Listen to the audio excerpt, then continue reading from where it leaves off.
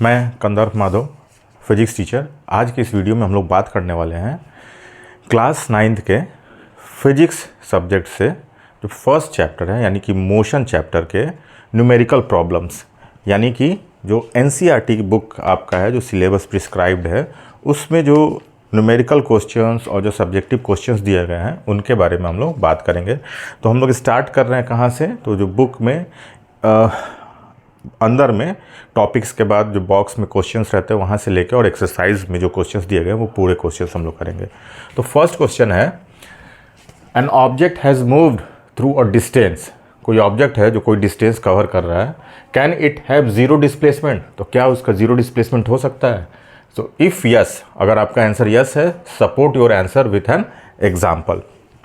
तो अगर भी कोई ऑब्जेक्ट अगर कोई डिस्टेंस कवर कर रहा है तो उसका डिस्प्लेसमेंट जीरो हो सकता है। कैसे? तो इसका आंसर आप देखिए,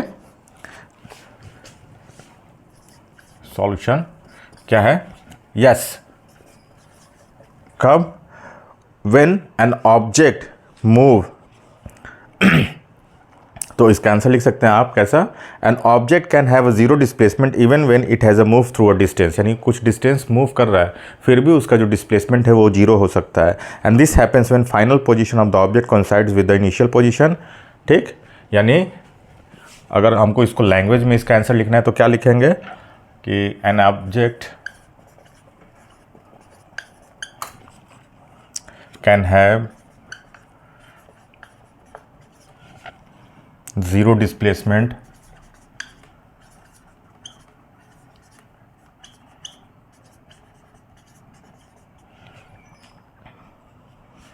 even when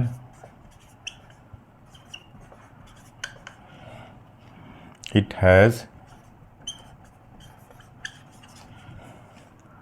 moved through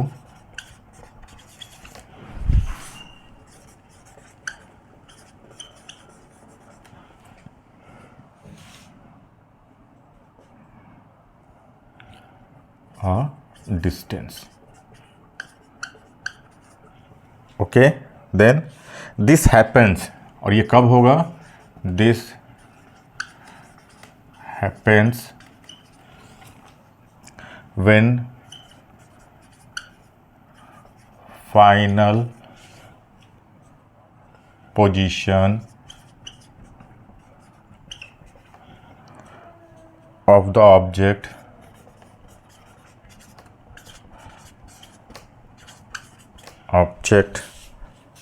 coincides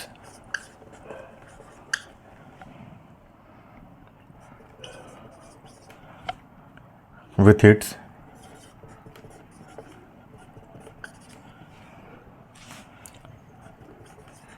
initial position। ठीक है, अब एग्जाम्पल से हमको इस क्वेश्चन में क्या कह रहा है कि आप एग्जाम्पल दीजिए जिससे कि ये जो चीज़ है वो जस्टिफाई हो सके। तो for example,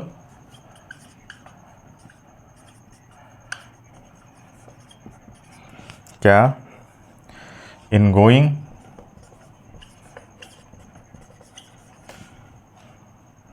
from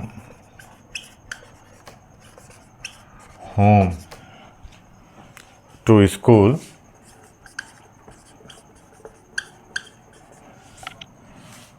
and coming back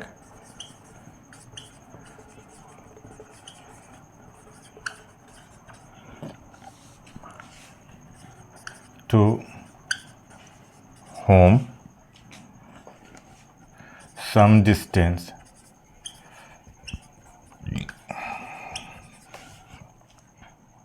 is traveled but displacement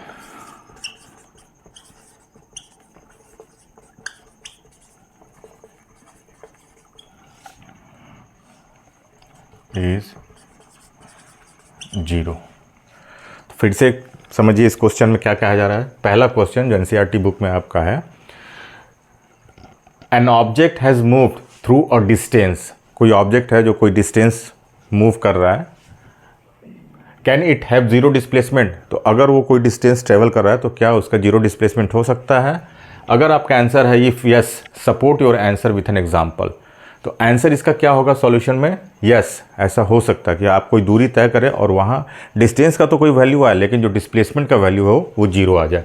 तो yes an object can have zero displacement even when it has moved through a distance and this happens when final position of the object coincides मतलब मिलना with its initial position, यानी कि final position initial position दोनों एक ही point पे मिल जाए। So example के तौर पे for example in going from home to school and coming back to home some distance is travelled but displacement is zero, यानी आप अपने घर से स्कूल जाते हैं फिर स्कूल से वापस अपने घर आते हैं तो आपने कोई दूरी तो तय की, लेकिन जब हम लोग at the end of the इस इवेंट के बाद हम लोग बात करते हैं तो फाइनल पोजीशन और इनिशियल पोजीशन दोनों एक ही जगह मिल जा रहा है आपके घर पे, तो डिस्प्लेसमेंट क्या हो जा रहा है, जीरो। अब क्वेश्चन नंबर 2 पे आइए आप।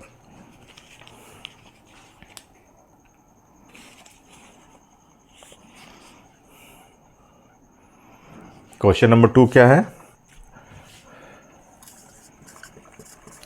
A farmer moves along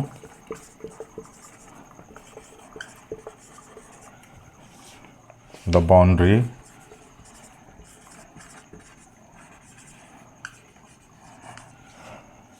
of a square field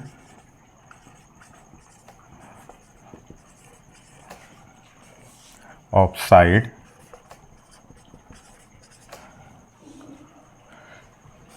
10 meter in 40 seconds. What will be the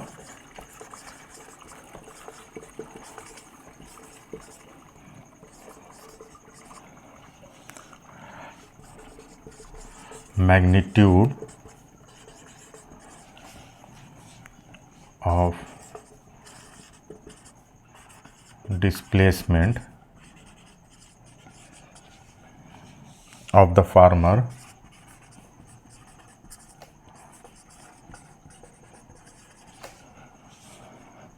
at the end of 2 minutes 20 seconds.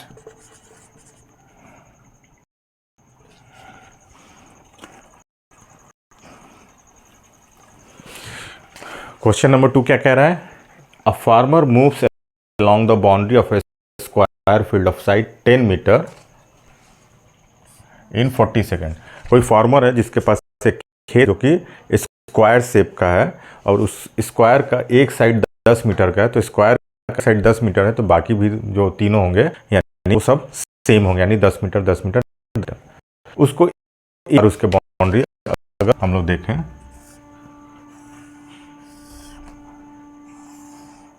ठीक है। सॉल्यूशन में ये एक फील्ड है ठीक, इसका आप nomenclature A B C.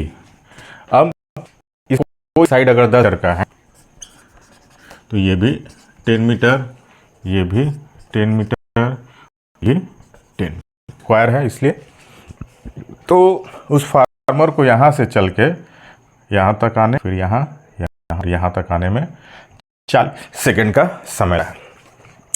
What will be the magnitude of displacement of the farmer at the 2 minute 20?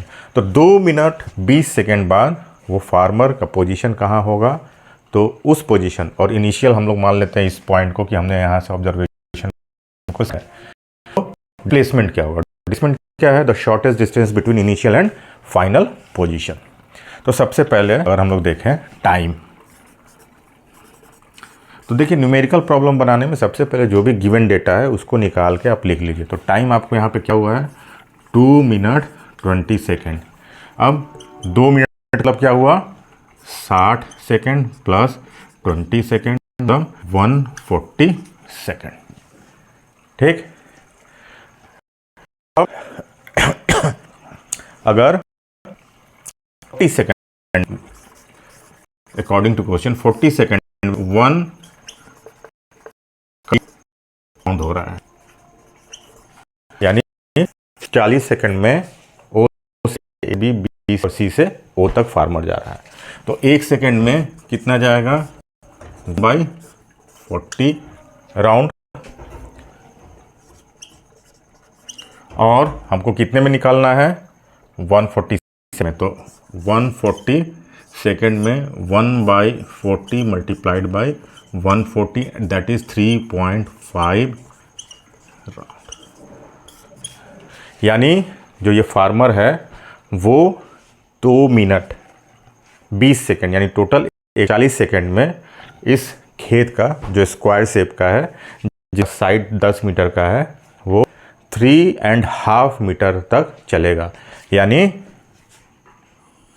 यहाँ से यहाँ, यहाँ, यहाँ और फिर 1 कंप्लीट राउंड, यहाँ, यहाँ, फिर यहाँ, फिर यहाँ 2 कंप्लीट राउंड्स, फिर यहाँ से यहाँ, फिर यहाँ, यहाँ, फिर यहाँ 3 कंप्लीट राउंड्स हो गए, और 3.5 यानी यहाँ और फिर यहाँ फाइनल पोजीशन।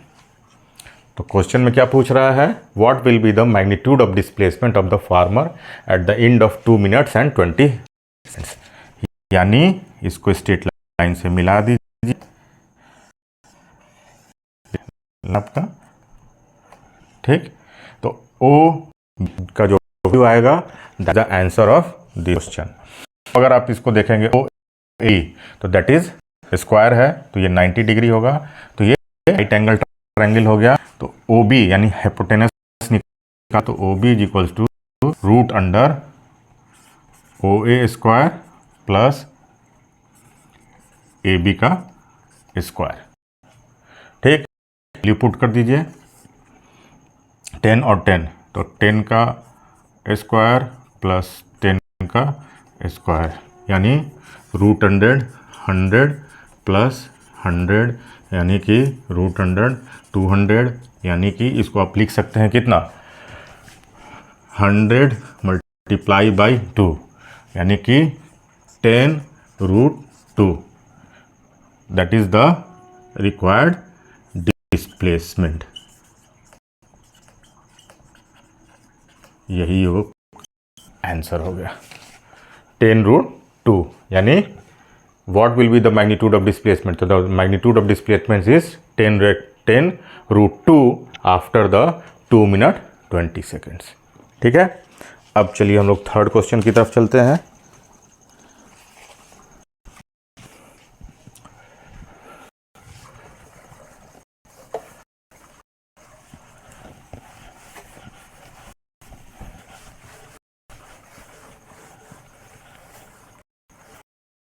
थर्ड क्वेश्चन है, क्या कह रहा है, question number 3, which of the following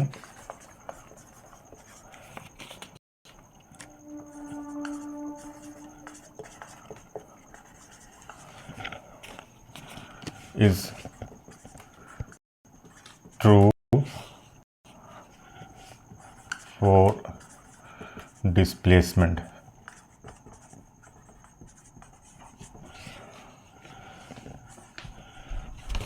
A क्या है, it cannot be 0, it cannot be 0.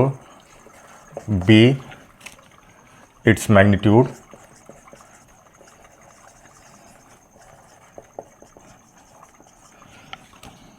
is greater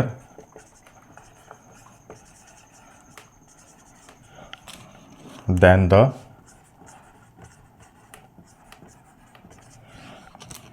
distance traveled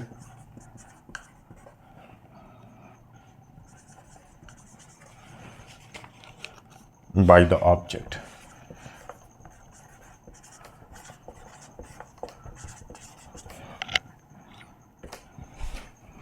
ठीक है। थर्ड क्वेश्चन कह रहा है which of the following is true for displacement. पहला, it can not be 0, displacement zero नहीं हो सकता है, जीरो हो सकता है। It's magnitude is greater than the distance travel by the object, false. कभी भी डिस्प्लेसमेंट का मैग्नीट्यूड जो है डिस्टेंस के मैग्नीट्यूड से ज़्यादा नहीं हो सकता है। उसके बराबर हो सकता है, उससे कम हो सकता है, लेकिन उससे ज़्यादा नहीं हो सकता है। तो सॉल्यूशन में हम लोग देख लेते हैं। Displacement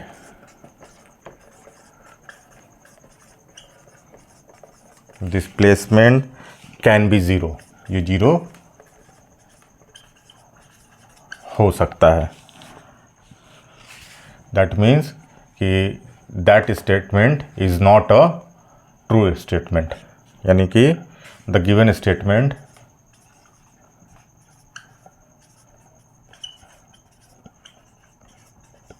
is not true.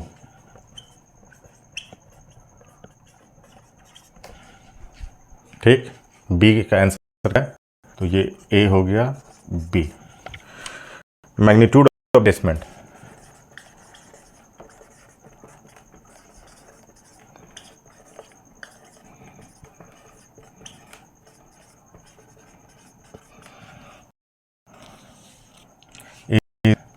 never greater than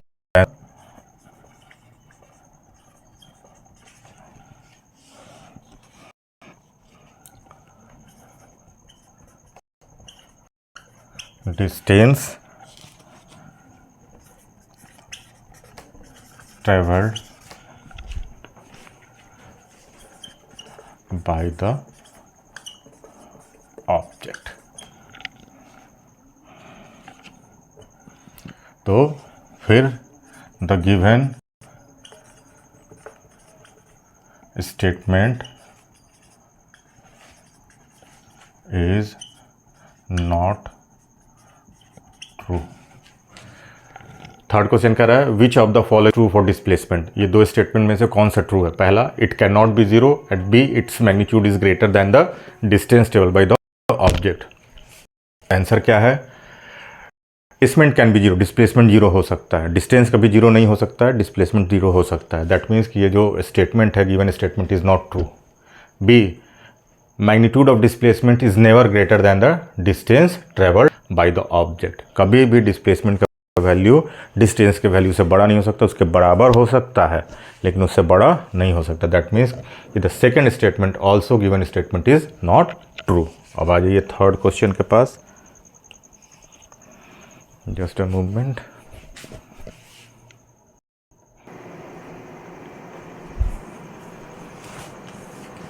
अब इसके बाद आ जाइए fourth number. Question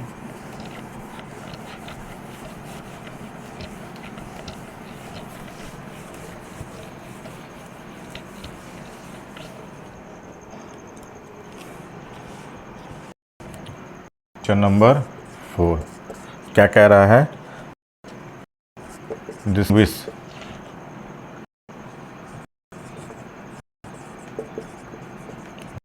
distinguish between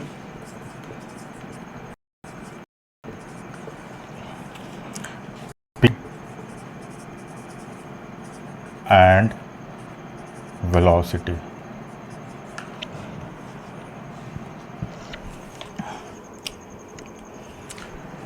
speed और वेलोसिटी के बीच में डिफरेंस बताना है। तो यहाँ पे ले लीजिए स्पीड, यहाँ ले लीजिए वेलोसिटी। तो सबसे पहले डेफिनेशन लिख दीजिए। क्या? The rate of change of distance per unit time is called speed. पहला। अब वेलोसिटी के लिए आ जाइए। The rate of change of displacement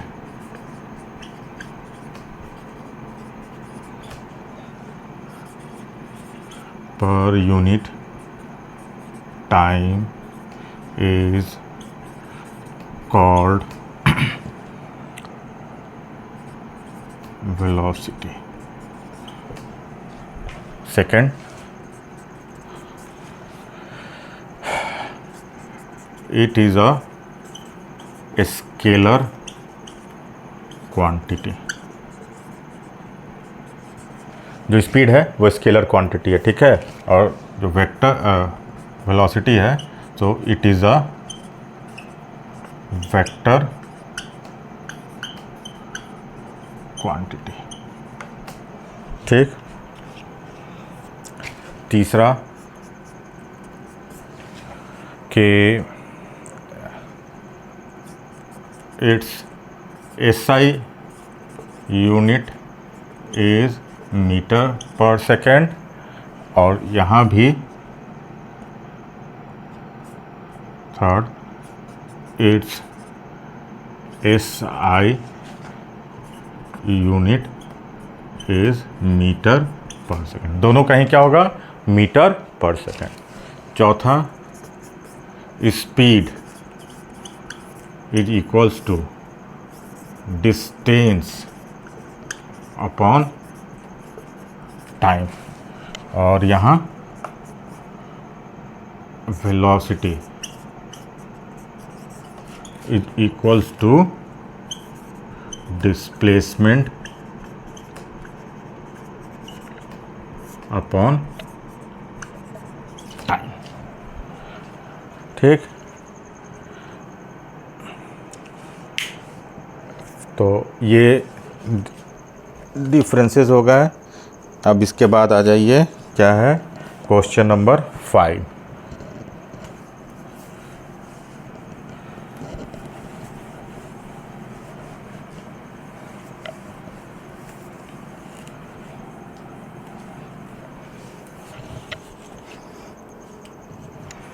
question number 5 क्या कह रहा है, under what condition, under what conditions is the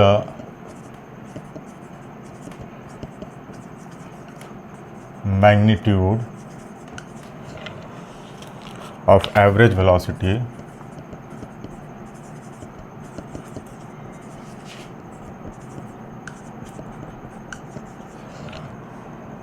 of an object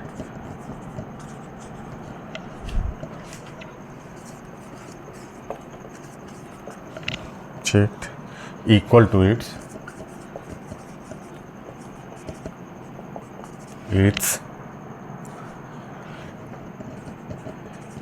average speed। Question क्या कह रहा है कि अंडर व्हाट कंडीशन, ऐसे कौन से कंडीशंस है जिसमें कि मैग्नीट्यूड ऑफ एवरेज वेलोसिटी, यानी एवरेज वेलोसिटी का मैग्नीट्यूड का मतलब होता है numerical value, average velocity of an object equal to its average speed, यानी कोई ऑब्जेक्ट मूव कर रहा है तो ऐसा कब कौन सा कंडीशन होगा जिसमें जस्ट मूवमेंट,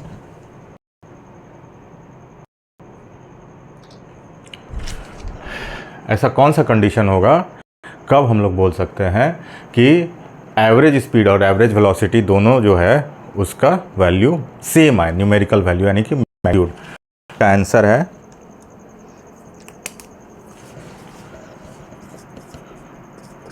क्या, इसका आंसर होगा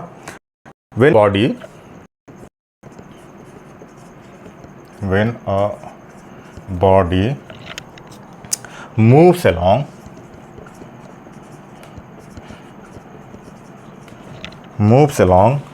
a straight line, यानी कोई ऑब्जेक्ट अगर एकदम सीधी रेखा पे मूव करेगा उस समय the magnitude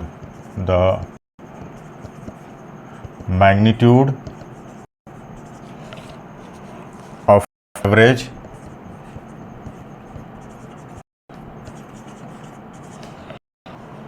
velocity of an object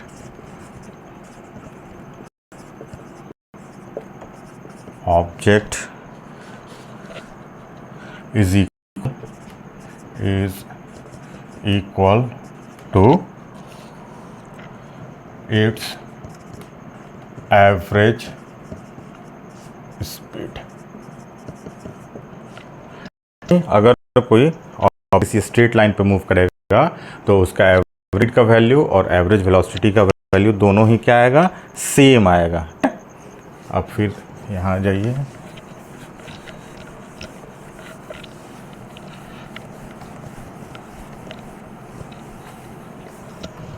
five के बाद question number 6।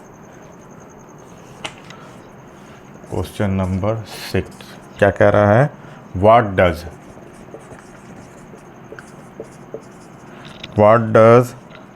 The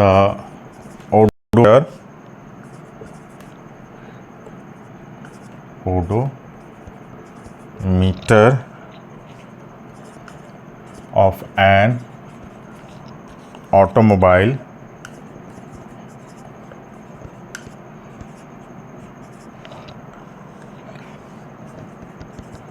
major. Automobile यानी कार हो, बाइक हो, उसके अंदर 2 मीटर होते हैं, एक ओडोमीटर और एक स्पीडोमीटर। तो ओडोमीटर डिस्टेंस बताता है और स्पीडोमीटर आपका स्पीड बताता है। तो आंसर इसका हो जाएगा क्या, द ओडोमीटर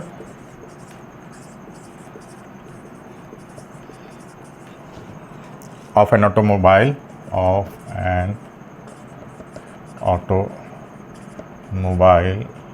या automobile measures the distance traveled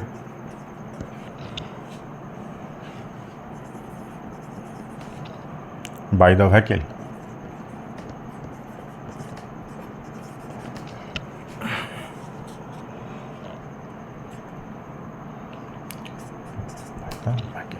यानी जो भी आपके पास ओडोमीटर है, कार का हो या बाइक का हो, दोनों ही जो है आपको ओडोमीटर जो है वो डिस्टेंस ट्रेवल्ड, यानी जो बाइक आपने ख़रीद के लाई है वो डे 1 से लेके जब तक आपके पास है या कार है वो तब से लेके और उस समय तक टोटल उसने कितने डिस्टेंस को ट्रेवल किया, इसके बारे में ओडोमीटर बताता है।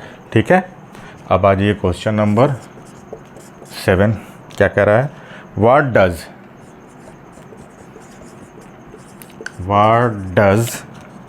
The path of an object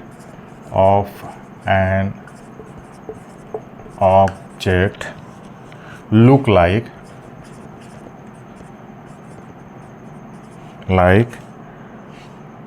when it is in uniform motion।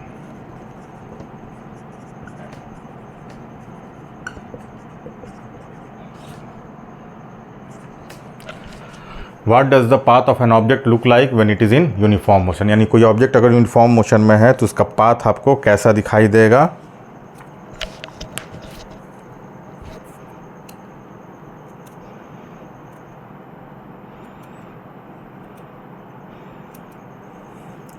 तो अगर यूनिफॉर्म मोशन है, ठीक है, तो सिंपल सा क्या आएगा, स्ट्रेट लाइन। ठीक, जब भी कोई ऑब्जेक्ट स्ट्रेट लाइन में होता है, अगर यूनिफॉर्म मोशन कर रहा होता है तो उसका जो पाथ होता है वो आपको स्ट्रेट लाइन आएगा। ठीक है, अब आ जाइए इसके बाद नेक्स्ट क्वेश्चन पे।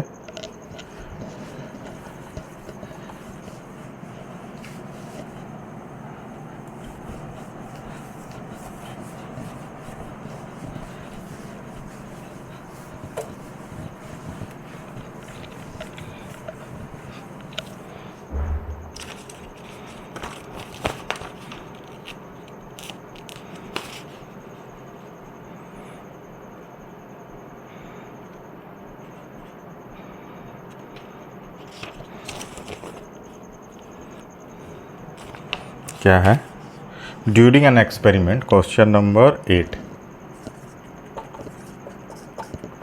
During an experiment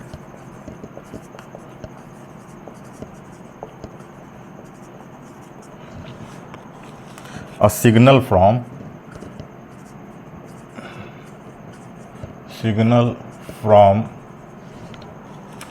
a spaceship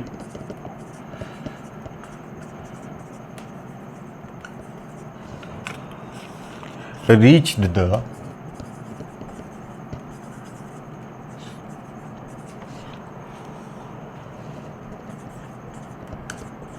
ground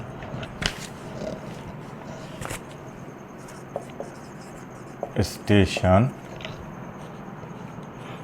in 5 minutes. ठीक है. What was the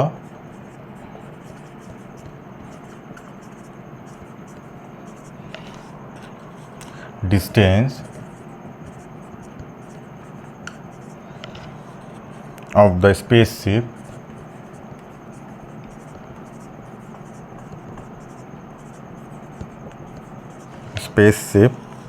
from the ground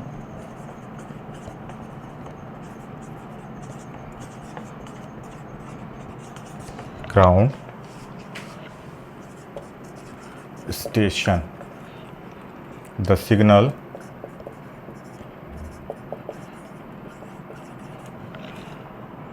travels at the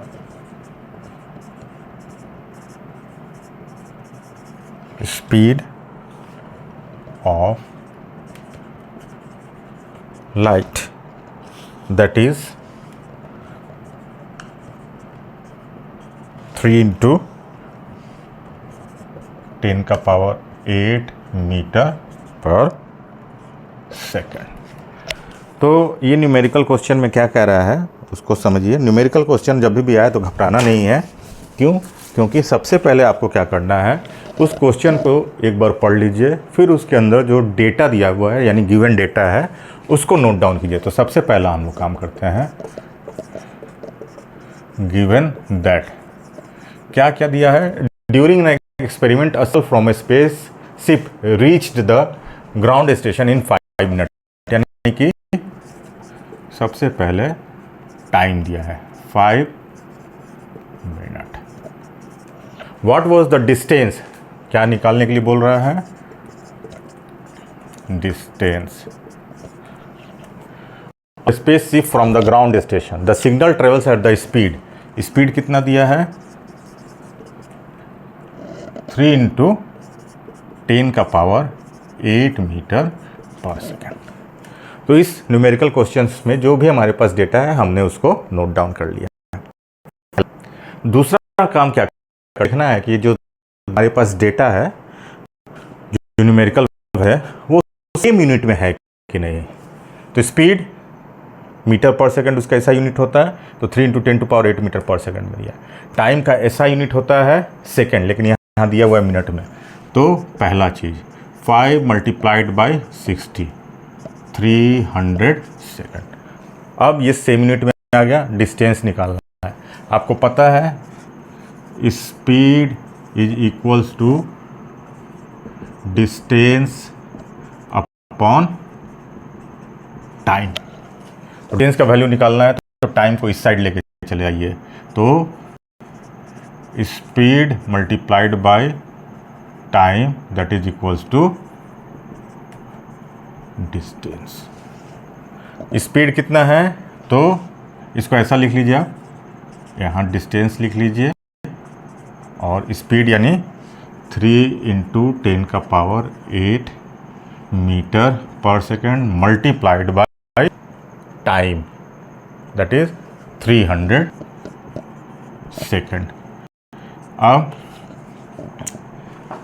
33900 into 10 का power 8 metre per second multiplied by second. Second से सेकेंड कैंसिल हो गया, तो आपके पास क्या बचा 900 इंटू 10 का पावर 8 मीटर। यहाँ 2 जीरो है तो यहाँ 8 है, तो आप इसको लिख सकते हैं 9 इंटू 10 का power 10 metre. That is the distance which we required. यानी ये जो न्यूमेरिकल क्वेश्चन दिया गया है उसमें पूछा जा रहा है an experiment during an experiment a signal from spaceship reached the ground station in 5 minutes, what was the distance of the spaceship और द ग्राउंड स्टेशन। तो the distance between spaceship and ground station is 9 into 10 to the power 10 metre. That is your required answer. ठीक है, अब इसके बाद और देख लेते हैं हम लोग।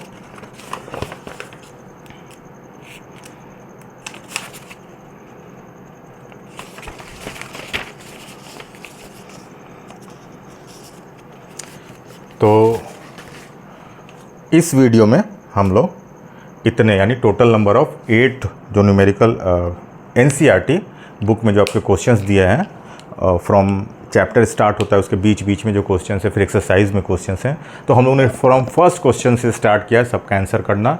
तो आज की इस वीडियो में टोटल क्वेश्चन नंबर 8 यानी कि इस न्यूमेरिकल तक हम लोगों ने बात किया। इसके बाद जो वीडियो आएगा उसमें हम लोग बाकी जो क्वेश्चंस बचे हैं उसको करेंगे, और इस तरीके से 2 या 3 सीरीज़ इस वीडियो का न्यूमेरिकल का रहेगा, जिसमें कि चैप्टर 1 जो मोशन चैप्टर है फिजिक्स का, एनसीईआरटी के सारे क्वेश्चंस रहेंगे। उसके बाद के और वीडियोस में हम लोग कुछ जो साइड बुक्स हैं उसमें जो क्वेश्चंस हैं उसके भी लगभग 10-15 क्वेश्चन जो है हम लोग न्यूमेरिकल का प्रैक्टिस कर लेंगे, ताकि आपको न्यूमेरिकल का जो फियर है वो ख़त्म हो जाए और आप इस चैप्टर से रिलेटेड जो भी आपको न्यूमेरिकल क्वेश्चंस मिले उसको आप आसानी से बना सकें। तो अगर आपको मेरी ये वीडियो अच्छी लग रही हो, जिससे आपको फ़ायदा हो रहा हो, तो प्लीज़ मेरे चैनल को सब्सक्राइब कीजिए, उसको लाइक कीजिए और कमेंट्स में बताइए कि ये वीडियो आपको कैसी लगी। So thanks for watching my video once again.